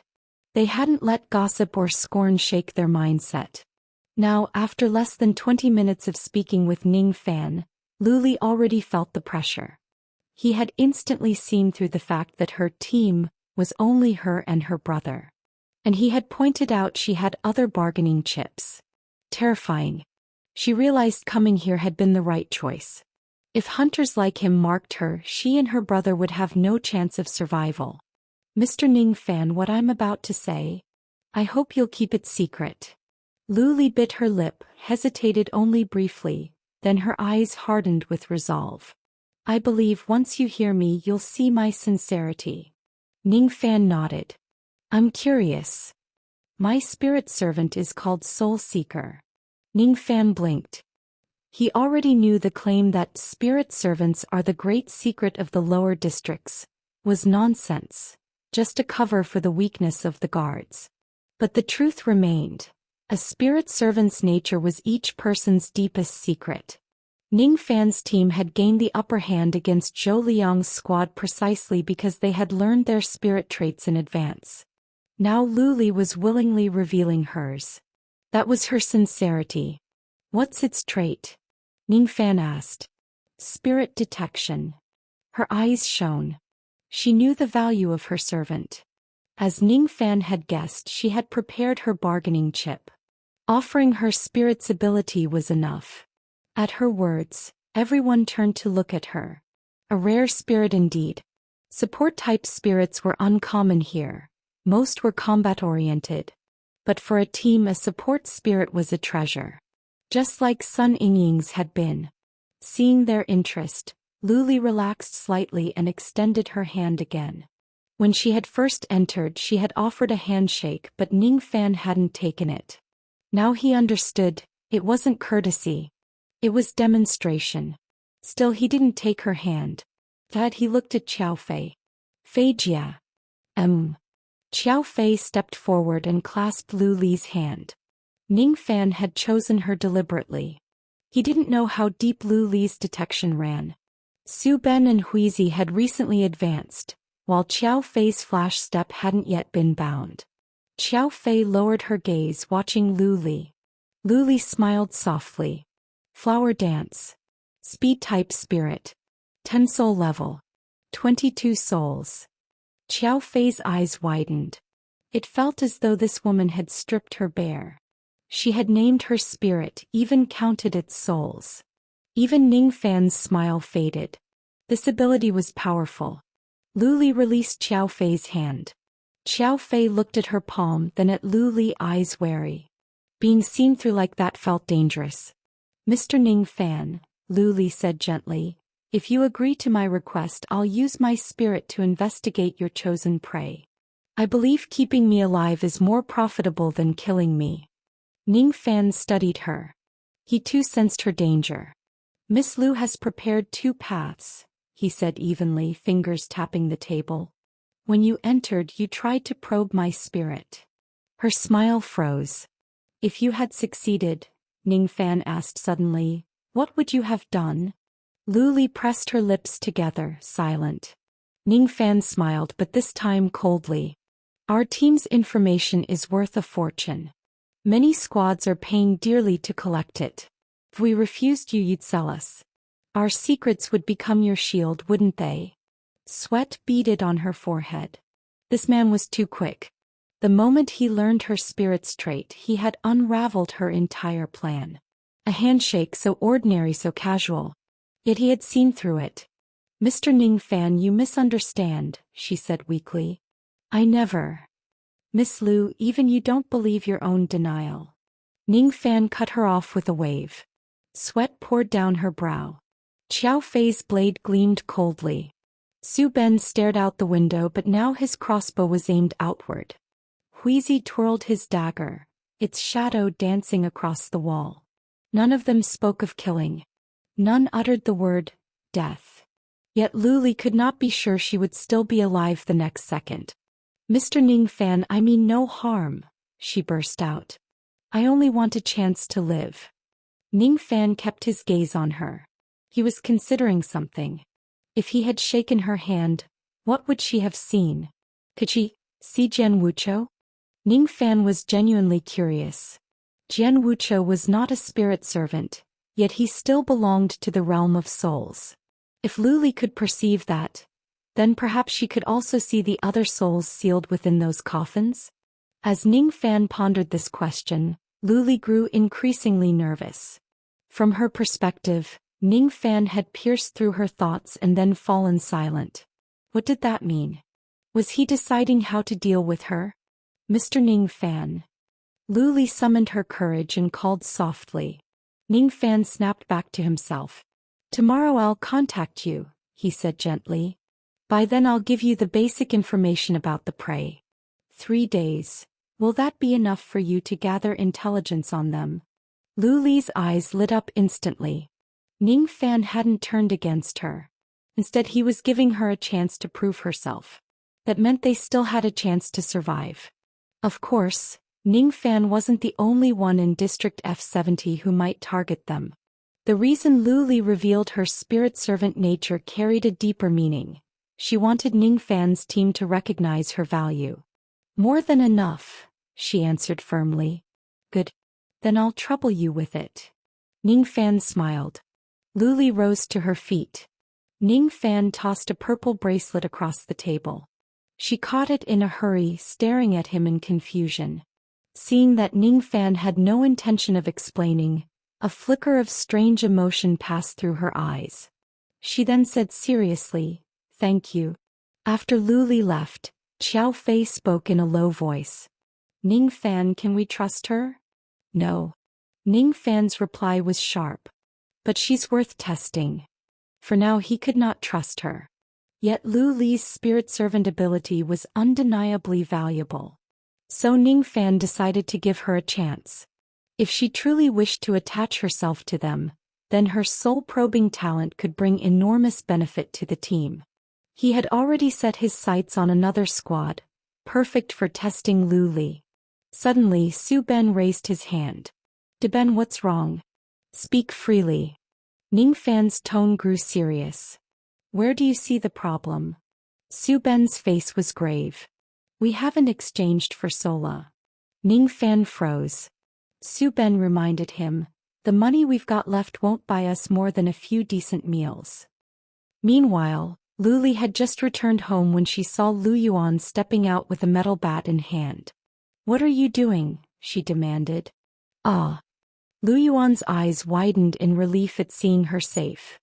He scratched his head awkwardly. "I was hungry. Thought I'd find something to eat." Middle of the night carrying a bat? What, planning to fight dogs in the alley for scraps? Luli scolded him. "Didn't I tell you to stay home and wait? Don't you understand plain words? You were gone so long I was worried something happened." Luli knew he was only concerned for her. Her tone softened. "Second child, I know what you're thinking. But in our situation your worry doesn't help. Even if I were in danger, could you solve it? If you had that kind of strength, we wouldn't be living so cautiously." She recalled the scene at Ning Fan's place. The giant crossbow Su Ben had already set up. If Lu Yuan had barged in, Su Ben might have mistaken him for an enemy. He wouldn't have made it within 10 steps before being blasted to pieces. And she, inside the room, would have had no chance of survival. Though hunting was forbidden within District F70, Ning Fan's team clearly held certain privileges. Lu Yuan lowered his head, gripping the bat tightly. After a long silence he muttered, "You're the only family I have left. If you're gone, what's the point of me living?" Luli froze. This half-grown boy might be childish, but his concern for her was pure. "You silly second child." She ruffled his hair. "Are you really hungry? Come on, I'll take you to eat something good." Lu Yuan nodded. Luli smiled softly, rose on tiptoe, and wrapped an arm around his shoulder as they headed toward the gourmet hall. The next day at noon, Ning Fan and his companions went straight to the third floor of the Points Plaza. As soon as they arrived, they saw a man standing before the old man's stall. Master He, can't you make an exception? From Ning Fan's angle he could only see the man's back. The old man rocked lazily in his chair. No exceptions. The man fell silent for a moment. I'll pay double. The old man ignored him. 300 points, the man pressed. You think points mean anything if this city falls? The old man sneered. I didn't mean that, Master He. It's just urgent. I have my rules. The old man waved him off. I gave my word yesterday. I won't break it. The man persisted. You know me. If it weren't urgent, I'd never ask you to bend your rules. Everyone has urgent matters. The old man replied like a stone in a latrine, immovable. If I open the door for you, what do I say to the next person? The man had no answer, but he still refused to leave. The old man sighed. I promised someone yesterday. Today I'll attach a spirit for them. They're first, you're second. If I still have energy afterward, I'll do yours. But if I help you first and can't finish theirs, that's me failing my duty. No sense of priority. You understand that, don't you? The man countered. And if they don't show up? Who here can guarantee they'll live to tomorrow? That's their business, the old man said firmly. I only mind my own. The man had no choice but to linger. At that moment Ning Fan stepped forward. Grandpa. Huizi offered 2 fresh steaks. Just bought them, still hot. Don't like it. The old man dismissed him without a glance. I take money for work. No favors needed. Huizi flushed with embarrassment but held his tongue. The old man's skill was undeniable. What did it matter if he was stubborn? Did you bring the item? Finally the old man rose. Qiao Fei produced the tang blade. But just as the old man reached for it, the man beside them raised a hand to block. Friends, may I cut in line? He turned to Ning Fan's group. I'll pay 100 points. Let me go first today and you can wait until tomorrow. The man looked about 40, tall and broad-shouldered, his gaze sharp. Not handsome but radiating masculine strength. Seeing Qiao Fei's face darken, the man added quickly. Please. Give me this favor. At first Qiao Fei wanted to see how Ning Fan would respond. But when the man said, give me some face with that arrogant tone, Qiao Fei's brows furrowed. Brother Hui, what the hell is face supposed to be? Su Ben blinked at Huizi, scratching his head. Is it tasty? Huizi let out a cold laugh. Since when did this become some kind of universal currency? Just flapping your big mouth. Does that count as money now? The man caught the sarcasm in their banter and his own brows tightened. You still planning to do the spirit binding or not? The old man asked impatiently. Ning Fan smiled. Of course. Been waiting all night for this. He took Qiao Fei's tang blade along with the short sword and handed them to the old man. Grandpa, the tang blade is the main piece. Same as yesterday, focus on the traits. If the soul level can be preserved, great. If not, it doesn't matter. The old man accepted the weapons. But the man blocked him again. Master He, just give me 2 minutes to talk, all right? The old man's face darkened. Are you done yet? 1 minute, the man pressed. Thanks. Without waiting for agreement, he turned to Ning Fan. My name is Luo Shi. Ning Fan's eyes narrowed.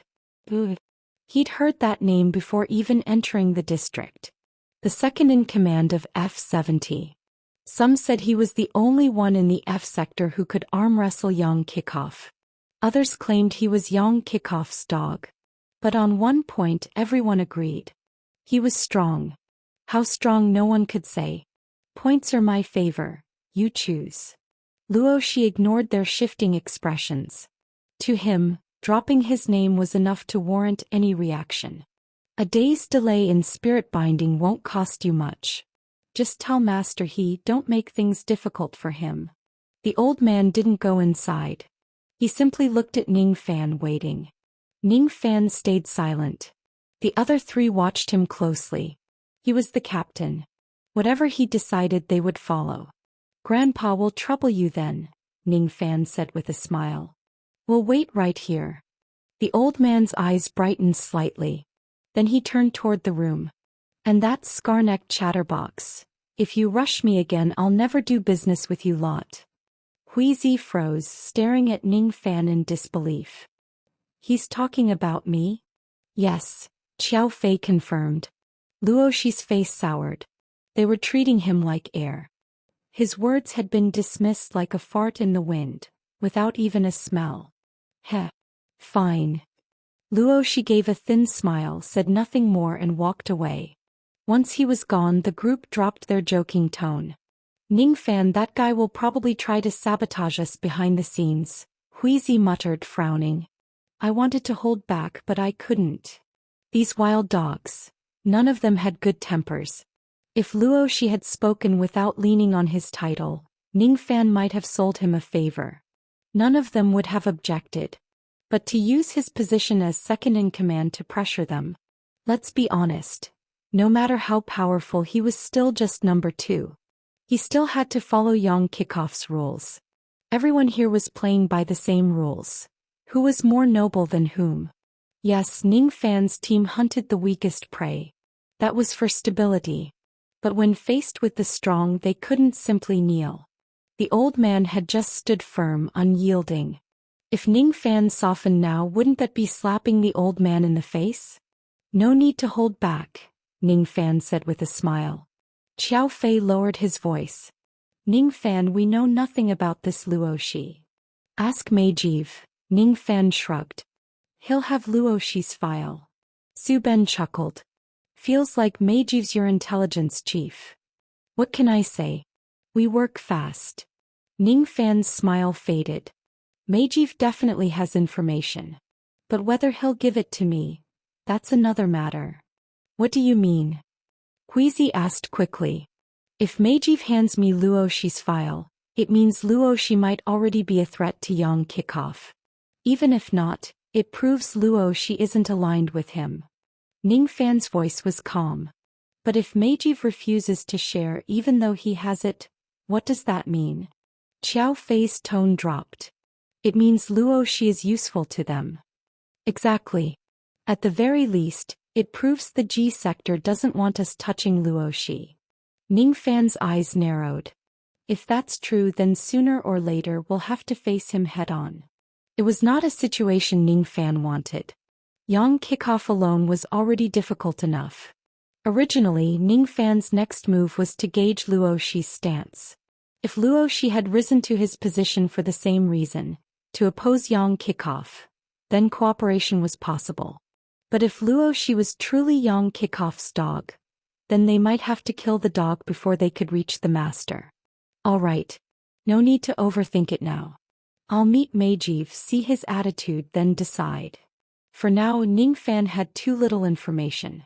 Captain, that old man, he's tough, Su Ben said, pointing at the room. Luoxi was polite to him. Ning Fan had noticed that too. Luoxi had called him Master He.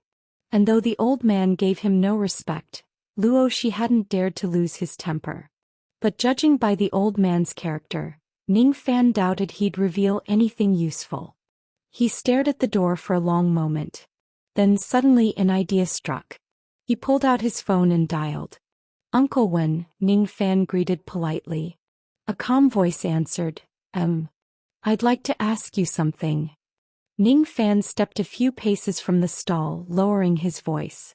In the field of spirit binding, do you know anyone with particularly high skill? I do. Who? Me. Ning Fan gave a wry smile. No, I mean besides you. Some of my students are decent. What's going on? Wen Shuyuan caught on quickly. You're not asking me to send people to bind spirits for you, are you? No. Ning Fan hurried to explain. Here in F70, I met an old master with extraordinary skill. Even at the lowest level, his bindings succeed. And his perfect fusions, 6 out of 10 succeed. That piqued Wen Shuyuan's interest. Oh, that's impressive. What's his name? I don't know exactly. Everyone calls him Master He. Master He? He? When Shuyuan's tone shifted sharply. He's Yiqing. What does he look like? When Shuyuan's eagerness was even greater than Ning Fan's. He clearly wanted to confirm this Master He's identity. Ning Fan described him. A goat beard, high cheekbones, lifeless eyes. He looked about 70.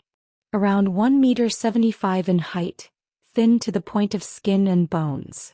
When Shuyuan fell silent for a long time after hearing this. Years change a man, it might be him. Uncle Wen, who exactly is this He Ziqing you're talking about? In the Central District he was once the finest researcher in spirit binding techniques.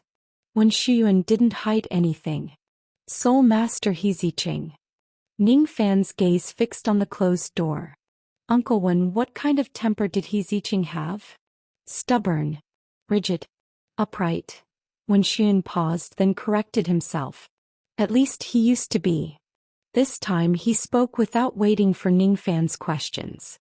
He Ziqing was my guide. When I first studied spirit binding, he gave me direction. When Shuyuan's voice was calm.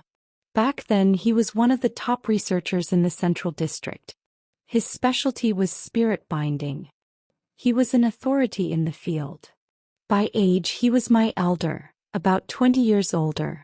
The man you've met, if he's surnamed He, the age matches. But in my memory He Ziqing was a dignified man, scholarly in demeanor. Hearing this, Ning Fan truly began to believe that Master He might indeed be He Ziqing. The way he had refused Luo Shi just now, unyielding, old-fashioned, obstinate. Uncle Wen, why did He Ziqing leave the Central District? At that question, when Shuyuan's breathing grew heavier. He escaped. His voice dropped. He set a great fire in the Central District. Burned nearly 80% of the technical archives. Why? Ning Fan was stunned. No one knows. But whatever the reason, it was unforgivable. Those archives weren't his alone. They were the collective effort of generations of researchers. When Shuyuan's anger flared. You may think I exaggerate, but that fire truly set the Central District back 30 years. In the lower city, research was already difficult. Resources were scarce. To produce valuable technology under such limits was nearly impossible. Knowledge depended on inheritance. And He Ziqing had burned that inheritance to ashes. No wonder when Shuyuan, usually so composed, could not hide his fury. To ordinary people it might mean little. But to Wen Shuyuan those archives were priceless treasures.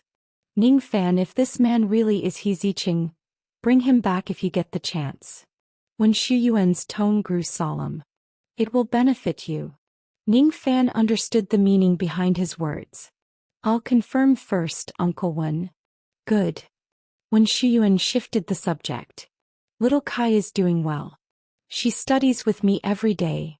At the mention of Wen Kai, Ning Fan's lips curved into a smile. She hasn't cursed me, has she? Yes. Want me to repeat it? No. What, afraid it's too harsh? Not at all. Ning Fan chuckled. Tell Sister Kai to save it. She can scold me in person. No matter how harsh, I'll take it. When Shuyuan was silent for a moment. All right. I'll pass it on. Then I won't disturb you further, Uncle Wen. How are things over there? Still managing. Don't lose yourself. With that final admonition, when Shuyuan hung up. What did your father-in-law say? Does he know him? Huizi asked eagerly. Ning Fan thought for a moment, then explained the situation briefly. No way. That old man's temper is foul, sure, but not to that extent. Huizi frowned. Despite the old man's sharp tongue, Huizi had felt he was decent at heart. We can't confirm his identity yet, Ning Fan said, waving it off. Maybe it's just coincidence. But everyone knew, the odds were high. The old man inside was most likely He Ziqing. The skill, the surname, the age, the temper, all matched. After more than an hour, the door finally opened. Master He stepped out. Whose weapon? Mine, Qiao Fei said, stepping forward. Good fortune. Master, he handed her the Tang blade. It's at 100 souls now. Qiao Fei's eyes lit up. She took the blade, her expression shifting with excitement. It felt lighter. She knew her weapon intimately. Every subtle change was clear to her. The traits are preserved. Her voice trembled with rare emotion. 139 souls. Before, the blade had only 22. This binding had added 117 souls, while retaining the short sword's flash step ability. A qualitative leap. Though the weapon and binding had cost 220 points, over 1,000,000 sola, the improvement was enough to drive anyone mad with joy. 2 members of the Wild Dogs were now at the 100-soul level. Everyone knew Ning Fan's sword was not a normal spirit servant, which meant only Huizi had yet to reach that tier. Pay up. Master, he cut through their excitement. Ning Fan obediently transferred the points. Now they had only 470 left. To reach the 3rd floor again, they'd need to hunt another bracelet. That was the true meaning of hunting in F70. You felt the raw surge of power. But once you tasted it, you craved more, until one day, you became someone else's prey. Thank you, Qiao Fei said sincerely. Master, he accepted the points, then returned to his rocking chair, closing his eyes. Ning Fan studied him, wanting to ask if he was truly He Ziqing. But the words stuck in his throat. Master He, we won't disturb you further. He offered a polite farewell and turned to leave with his team. But just as they stepped away, a voice drifted from behind. Stay away from him. Ning Fan turned back, startled. Master, he still sat with eyes closed, rocking lazily, as if he hadn't spoken at all. Who? Ning Fan asked instinctively. No reply. Ning Fan thought for a moment, then his eyes lit up. Luo Shi. Master, he gave no reply. Ning Fan studied him for a long moment, certain he would say nothing more, then led his people downstairs. Only after they left did Master he stop rocking. Slowly he opened his eyes, gazing thoughtfully in the direction they had gone. Ning Fan, was that old man the one who spoke just now? Huizi whispered as they descended. Did he mean we should stay away from Luoshi? Ning Fan frowned, pondering. All 4 of them had heard it. There was no mistake. Master, he had been warning them. Stay away from Luoshi? But why? Did he despise Luoshi? So, for what reason? Because Luoshi served Yang Kickoff? Yet wasn't Master he himself working in the Points Plaza, effectively under Yang Kickoff's rule? For now, Ning Fan could not discern Master he's true stance. The meaning of his warning remained elusive. Lost in thought, they stepped out of the plaza. Immediately, several district guards approached, surrounding them. The group froze. What's going on? Zhu Ben muttered. Looks like they're here for us. Ning Fan's eyes swept over the guards. He was surprised but not alarmed. Come with us, said a man with brown hair, his tone unfriendly. This way. He turned to lead them off. But after 2 steps he realized Ning Fan's group hadn't moved. He frowned, turning back. Didn't you understand? We understood, Ning Fan said evenly. Then what are you waiting for? A reason. Ning Fan's voice was calm. What crime have we committed? The man lifted his chin, stepped close and jabbed a finger into Ning Fan's shoulder. In F70, when the district guard tells you to move, you move. Keep your useless words to yourself. Damn. Huizi snorted. So if you tell me to die, I should go find a wall to smash my head against? The man turned his head toward Huizi. Suddenly he raised his hand. Huizi reacted instantly, dagger flashing into his grip. Boundary. 5 guards shouted in unison. A blue barrier shimmered around Ning Fan's group.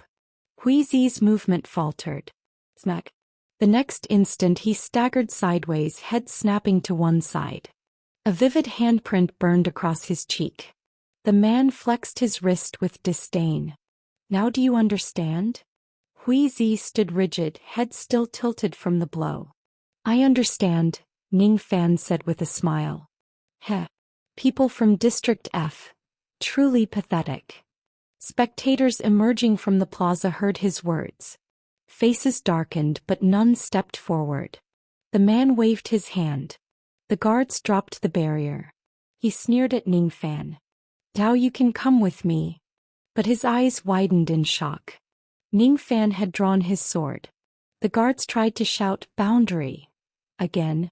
But a shadow streaked forward. Xiao Fei's tang blade flashed, her hand brushing the steel. Buzz. The blade cracked across a guard's mouth, cutting his syllable short. Teeth flew as he was hurled backward. Meanwhile, Ning Fan's sword slashed the brown-haired man's thigh. He cried out, collapsing to one knee. In the next heartbeat, Ning Fan was behind him, broken sword pressed to his shoulder, the blade's edge less than half an inch from his throat. The man froze. His eyes blazed with fear and fury. You dare. Huizi. Ning Fan's blade pressed closer, silencing him. Get your payback first. Huizi straightened at last, gratitude shining in his eyes. Strictly speaking, Ning Fan was never reckless. But this was beyond reckless. And he had done it for Huizi. Because Huizi had been humiliated. Ning Fan. Huizi, what are you waiting for? Ning Fan grinned without fear. That slap, should it go unanswered? Once, Lin Chuan had risked certain death to avenge old Wang. Now Ning Fan was captain. His people had been wronged. He would not kneel. This was the legacy of the wild dogs. Huizi felt it in Ning Fan's stance. He rubbed his cheek then laughed. Yeah. Why should he hit me? He strode to the man, hand raised high. Smack. The blow sent the man crashing to the ground. Bang. His head struck the floor, blood spilling. Huizi crouched, yanking his hair, forcing his face close. We wild dogs, our lives are cheap. His eyes gleamed cold. But because they're cheap, we're not afraid to die. The man's mind echoed with a single word. Madman. These people were insane. Utterly reckless. The crowd swelled watching. When they saw Ning Fan and Xiao Fei strike, Huizi slapped the man down. Excitement rippled through them. Many recognized the wild dogs. Now they understood how Ning Fan's team had crushed Zhou Liang's group. You're finished, the man roared, bloodied but defiant. To strike the district guard in F70, that's a death sentence. If you want to talk law, then let's talk law. Huizi had vented his rage. Now Ning Fan had to handle the aftermath. We've hunted for the third squad, followed Yang Kickoff's rules to the letter. We've done nothing wrong. So why should the district guard humiliate us? His broken sword still pressed the man's throat. Even if the barrier rose again, Ning Fan could slit his neck first. Huizi had said they weren't afraid of death. Whether true or not, this man knew one thing. He was afraid. He was no wild dog. His eyes burned with hatred, fists clenched, but he gave no answer. See? You can't even explain. Ning Fan's smile remained. Yang Kickoff rules F70. We from District F are outsiders, yes, we accept that. But... His gaze swept the crowd. Even bullying has limits. You can't just vent your bad moods on those who follow the rules. We came here to survive. But if you deny us even that chance, then we'll bite back. Don't you agree? The man realized he had made a grave mistake. His attitude just now had been far too arrogant. It wasn't entirely his fault. Most men from District G carried themselves with arrogance in F70. They were used to it. For years they had lived this way. Until now, few from District F had ever dared to resist. That made them believe they could humiliate F District people however they pleased. The victims might grumble, but in the end they would swallow it. They would only fight each other for points. No one could escape Mr. Yang Kickoff's grip. But that habitual thinking had a price. Many eyes in the crowd had changed. Ning Fan's words struck a chord. No one wanted to live under another's boot. If the district guard had arrested Ning Fan with clear cause, perhaps the crowd's emotions would not have flared. But this man, he couldn't even give a reason. He had one but he couldn't say it. And because he hadn't expected to meet madmen like these, he hadn't even bothered to invent one. In his mind he didn't need a leash, he could drag them away with ease. But these wild dogs had bared their teeth at the guard. "Make way." A voice cut through the crowd. "Majeev." His brows were knotted, his face etched with displeasure. He had come quickly, summoned by young Kickoff's call. Just one sentence. "Go to the Points Plaza. Rein in your dogs." Simple words, but Majeev had felt the weight of young Kickoff's anger. He hadn't hesitated. Now he wanted to see which of his dogs had caused trouble. And when he pushed through the crowd, "You again." His face darkened further. Ning Fan smiled, waving lightly. "Mr. Majeev, what brings you here? I didn't mean to trouble you this time." Majeev ground his teeth.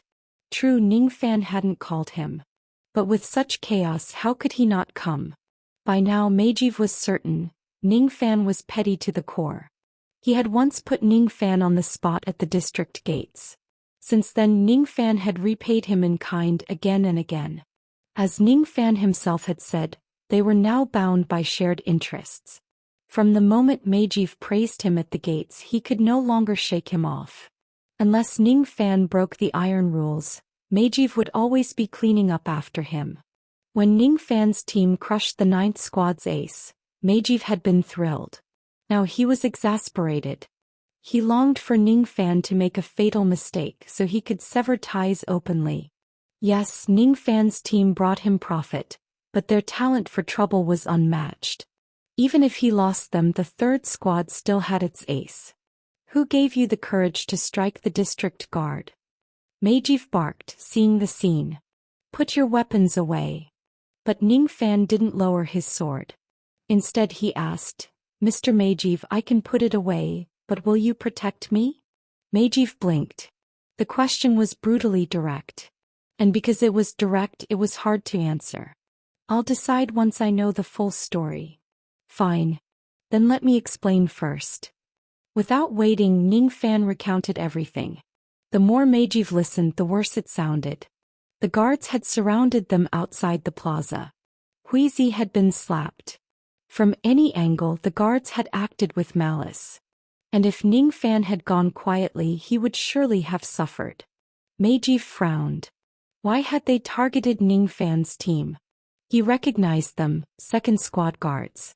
But he had no quarrel with 2nd Squad. "Mr. Majeev, so many eyes are watching. If I'm lying, you can ask them." Of course, Majeev wouldn't ask. Ning Fan wasn't foolish enough to lie now. Majeev narrowed his eyes. Yes, Ning Fan had acted impulsively, but he had also weighed the consequences. And he was in the right. In front of this crowd, mishandling the matter could spark unrest among District F. This was a team that had slain an ace. Loyal, disciplined, deadly. If even they were bullied without reason, why should anyone follow the rules?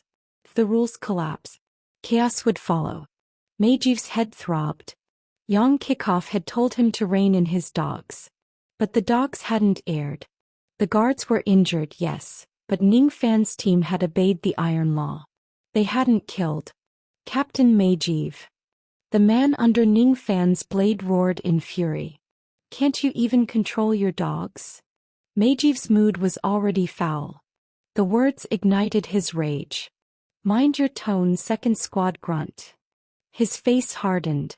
"I may not be your direct commander, but you'd better remember the difference in rank." The man's face twisted. "You dare defend District F's dogs?" "Shut up." Majeev nearly exploded. Couldn't this fool see the crowd's mood? Insulting Ning Fan was one thing. But insulting all of District F? How could 2nd Squad harbor such an idiot? The man had realized his mistake earlier. But years of arrogance made it impossible to accept defeat at the hands of F District scum. And now, with Majeev siding against him, his fury boiled over. "I'll report this to Mr. Young Kickoff," he shouted, desperate to reclaim his pride. Majeev was done. "Say that when you're worthy to meet him." He ignored the man and turned to Ning Fan. Release him. I'll protect you. Satisfied. Good. Ning Fan withdrew his sword without hesitation. But the man immediately scrambled up, lunging at Ning Fan. Ning Fan didn't move. Meijiv's face darkened like a storm. Bang! His boot slammed into the man's stomach. Clenching his fist, he hissed through his teeth. I swear I'd love to carve you into pieces, you stupid bastard. Meijiv was trembling with rage. The old fox couldn't even control his own expression. An intelligent opponent was never the problem. What he feared most were teammates too damn stupid. He saw it clearly. Ning Fan was exploiting the rules. The district guard could not openly target hunting teams without cause. That balance could not be broken. Yang Kickoff's parameters were precise. If any link faltered, the machine of F-70 would grind to a halt. And what would happen then? No one knew. Ning Fan understood this perfectly. That was why he dared to dance on the edge of the rules. Give him the smallest crack and he would pry it open into chaos. Already the seed of dissatisfaction was sprouting in the hearts of many from District F. Yet the fool on the ground still couldn't read the room, clinging to his cheap pride. Mr. Meijiv. Just as Meijiv was struggling to think how he would explain this to Yang Kickoff, Ning Fan spoke again. What? Meijiv snapped, his face dark. But Ning Fan smiled as if oblivious.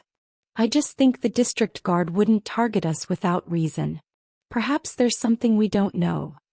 Meijiv nearly ground his teeth to dust. The bastard wasn't finished. Ning Fan continued. I believe the guard strictly follows Mr. Yang Kickoff's rules. Normally they wouldn't abuse their authority. We all want F-70 to prosper. That's why I think something's wrong here.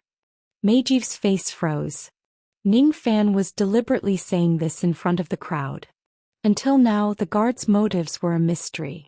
If Ning Fan hadn't raised it, perhaps by tomorrow no one would care. But now, with emotions running hot, there had to be an answer. Too many dissatisfied eyes were watching. Mr. Meijiv, I don't know the ties between second squad and our third squad. But could this be aimed at us? Meijiv glared at him, wishing he could shut his mouth. But Ning Fan prattled on like he'd acquired a spirit servant called Chatterbox. Success breeds envy. Maybe our third squad has been too dazzling lately. After all, you've recruited many promising teams. Impossible. Meijiv cut him off, teeth clenched. Competition between squads is fair. We don't stoop to such tricks. Better safe than sorry, Mr. Meijiv. Ning Fan shot back. Your integrity doesn't mean everyone else is a gentleman. Meijiv's face twitched. Ning Fan finally eased off. Of course, we're just an ordinary hunting team under 3rd Squad. Even if we defeated 9th Squad's ace, we're still new. My words are just speculation, for your consideration only. By then Meijiv was roasted through. No matter what, he had to demand an explanation from 2nd Squad. He couldn't let this pass. Otherwise it would look like he feared them. But the problem was, the injured were 2nd Squad's men. And Ning Fan's team hadn't suffered at all. To demand justice now would seem like taking advantage. Rest assured, your team is 3rd Squad's pride. I'll see you get justice. Meijiv growled, nearly cracking his teeth. Mr. Meijiv, we don't mind the insult. But the face of 3rd Squad. Ning Fan began. Enough. Stop talking. Meijiv snapped, cutting him off. You'll come back with me to 3rd Squad. All right. Ning Fan shut his mouth obediently. When Meijiv led them away, the guards dispersed. And outside the plaza, the crowd erupted in cheers. Beyond these gates, they were still hunters and prey. But for now, Ning Fan had given them a taste of vengeance. Many had lived in F-70 for years without ever seeing the guard humbled by District F. Today's spectacle would echo louder than the fall of the 9th Squad's ace. 3rd Squad. Meijiv's office. Ning Fan sat politely on the sofa, smiling. Meijiv had allowed only him inside. Are you playing me? With no outsiders present, Meijiv spoke bluntly. You stir up trouble like this. Aren't you afraid I'll turn on you? Mr. Majiv, I was the one humiliated. Ningfan, mind your words. Majiv's face was stern. My patience isn't as great as you think. Ningfan eased his smile, leaning back. I didn't start this. Strictly speaking, I'm the victim, caught in misfortune. Majiv sneered. Victim? How? My brother was slapped. Oh. How tragic, Majiv mocked. Mr. Majiv, I know you're mocking me. But the real issue is, that slap had no reason. Ningfan's tone grew serious. I admit at the plaza I stirred the crowd. You saw it. But I was angry. We went there only to bind a weapon. We did nothing wrong. If you're angry that I dragged you into it, I accept that. But this incident shouldn't have happened. Isn't that true? In the end, someone deliberately targeted us. Whether it was me alone or Third Squad as a whole, I can't be sure. You're not sure? At the plaza, you swore it was against Third Squad. Majiv shot back. That was a pretext. Ningfan shrugged. I was protecting myself. I don't know who's behind it. If they're too strong, my team can't withstand it. So you drag Third Squad into it? Majiv slammed the table. Ningfan chuckled. Come now. My team belongs to Third Squad. Why draw lines between us? That's too distant. Can you talk properly for once? Majiv had lost all semblance of composure. He looked like a bloated frog, enraged beyond reason. Yes. Ningfan quickly raised his hands in mock surrender. Mr. Majiv, I actually have a guess about who's targeting me. Majiv's breath came heavy and harsh. He didn't reply, just waited for Ningfan to speak. Luo Shi. Ningfan's eyes hardened. Majiv froze. The name struck him like lightning. He had never considered Luo Shi. Luo Shi. Yes. Ningfan's voice was low. I saw him at the Points Plaza. After Ningfan recounted the encounter, Majiv finally calmed somewhat. So you're saying, because you refused to let Luo Shi cut in line, he sent the district guard to harass you? Beyond that, I can't think of any other reason. Ningfan's tone was grave. Unless there's some hidden feud between our squads. There isn't. Majiv dismissed the thought at once. My relationship with Anderson is fine. Anderson, the captain of Second Squad. Mr. Majiv, does Luo Shi have the authority to command the district guard? The question came suddenly. For Ningfan it was crucial. He needed to know whether Luo Shi was merely a figurehead, or a man with real power. Majiv arched a brow, staring at Ningfan. You're probing Luo Shi's position. Ningfan's heart sank. This old fox was too sharp. From the moment we met, you've never denied your hostility, Majiv said coolly. Luo Shi is one of your own, an F-district man who climbed high here. If his true aim is to overthrow Mr. Yang Kickoff, you'd try to use him or ally with him. But if it's the opposite, you'd plan to strike him down. Perhaps even replace him. Ningfan listened silently, then nodded. I've thought about that. Majiv finally laughed. A laugh of satisfaction. Mr. Majiv, do you think I could succeed? Ningfan asked. Majiv's smile turned scornful. Your pride will destroy you. Oh, you underestimate me again. I admit I once did. I didn't think you could topple Ninth Squad's ace. You surprised me. His mood soured as he spoke. That surprise had been the start of all his headaches. You beat Zhou Liang's team. Unexpected, yes, but in a fleeting moment I believed you might succeed. Majiv's eyes narrowed. But Luo Shi? Sorry. I don't see you having the slightest chance. Ningfan studied him. There was water in his words, but how much he couldn't tell. Go fetch a black bracelet. Majiv leaned back casually, crossing his legs. Since you dare set your sights on Luo Shi, I imagine claiming a black bracelet won't be hard for you. Ningfan's eyelids lowered. Before he could respond, Majiv picked up the phone. Spread the word. Tell them Third Squad's super rookie is going for a black bracelet. Ning Fan's heart sank. Majiv wanted him dead. After hanging up, Majiv smiled, savoring his small victory. Proud Ning Fan, I only want you to enjoy your glory early. Surely you don't mind. Not at all. Ning Fan smiled back. In fact, I should thank you for building the hype. Haha. No need.